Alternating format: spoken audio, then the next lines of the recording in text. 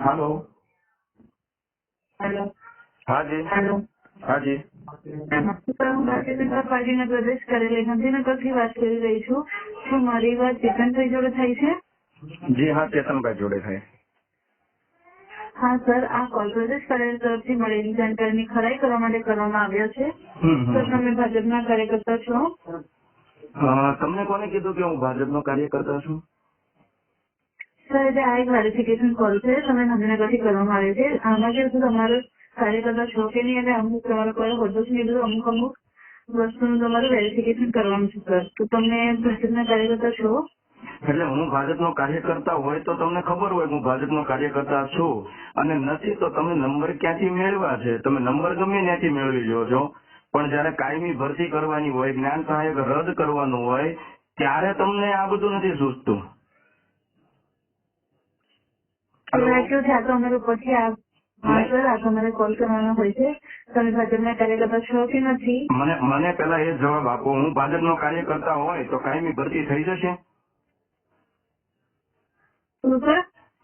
કાયમી ભરતી માટે અમે લડી રહ્યા છીએ. આટલા સમયથી આ સરકારની સામે આવેદન આપી રહ્યા છીએ કે ટેટ ટાટના વિદ્યાર્થીઓ સાથે જે અન્યાય થઈ રહ્યો છે, તો એ અન્યાય ન થાય એટલા માટે જો હું ભાજપનો કાર્યકર્તા બનું તો શું કાયમી શિક્ષકોની ભરતી ગુજરાતમાં આવશે ખરી?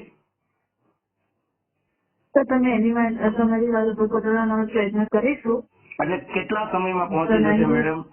અમારી તો નથી પહોંચી. અમે તો રોજ આવેદન આપીએ છીએ, રોજ સવાર જાગીને ચિંતા કરીએ છીએ કે અમારે શું કરવું, કેવી રીતે કરવું, અમારું શું થશે, આટલી ડિગ્રી મેળવી, આટલી વાત રજૂઆત કરી, ગાંધીનગર ગયા, અમારી સુધીથી નથી પહોંચી, પણ તમારાથી ક્યારે પહોંચશે? મને સમય આપશો મેડમ, તો હું ભાજપનો કાર્યકર્તા બની જઈશ. ચાલો. હા સર, અમે છે ઉપર વાત પહોંચીશું. તમને જલ્દી કોન્ટેક્ટ કરવામાં આવશે સર. માહિતી આપવા બદલ ધન્યવાદ સર.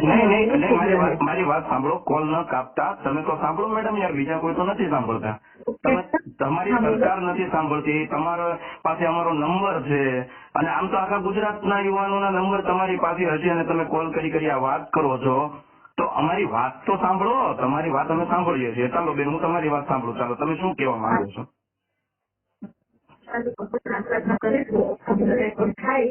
રેકોર્ડિંગ થાય છે એના ઉપર મોકલીશું.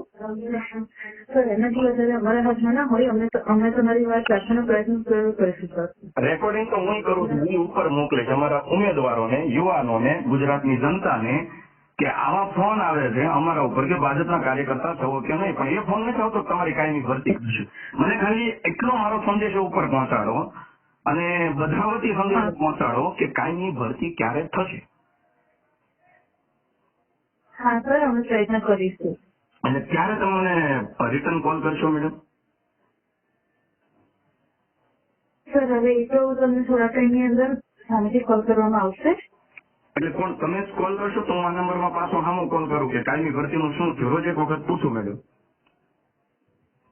હા સર, વાંધો નહીં. તમે આ નંબર ઉપર કોલ કરી શકો છો. હાજી, આપનું શુભ નામ શું છે? સર, મારું નામ નિધિ છે. જી નિધિબેન, હું આના ઉપર કોલ કરીશ કે કાયમી ભરતીના સમાચાર ઉપર તમે પહોંચાડ્યા કે કેમ. અને મારા એકનો પ્રશ્ન નથી. ગુજરાતના ટેટ ટાટ પાસ થયેલા 78,000 ઉમેદવારો, 78,000 પ્લસ ઉમેદવારો, પ્લસ બીજા જે ટેટ ટાટની તૈયારી કરતા વિદ્યાર્થીઓ, પ્લસ બીએડના જે તાલીમાર્થીઓ છે, આ બધાનો પ્રશ્ન છે મેડમ. તો ગુજરાતમાં લગભગ મારા ખ્યાલ મુજબ 3 લાખ યુવાનોનો પ્રશ્ન છે કે કાયમી ભરતીની જગ્યાએ તમે કરાર આધારિત શોષણ પ્રથા દૂર કરો. આવો મારો એક ટૂંકો મેસેજ તમારે પહોંચાડવાનો છે, અને અમારા વ્યક્તિઓ સાથે બેઠક કરીને કાયમી ભરતીનો નિર્ણય લ્યો. હું રોજ સવારે કોલ કરીને પૂછીશ, તમને કોઈ વાંધો આવશે ખરો? હા સર, કઈ વાંધો નહીં. તમે પણ આના પર તમે કોલ કરવું નહીં થાય, એટલા માટે તમને સામેથી કોલ કરીશું સર. તમે વેઇટ કરો. સામેથી તો મેડમ અમે સામેથી સંપર્ક કરીએ ને તોય ક્યારે અમારો સંપર્ક નથી કર્યો. તમે એક બીજો નંબર મને આપી શકો જેમાં હું સરકારમાં ડાયરેક્ટ મારો ફોન ઉપાડે? અને હા સર, ના સર, એ પોસિબલ નહીં થાય.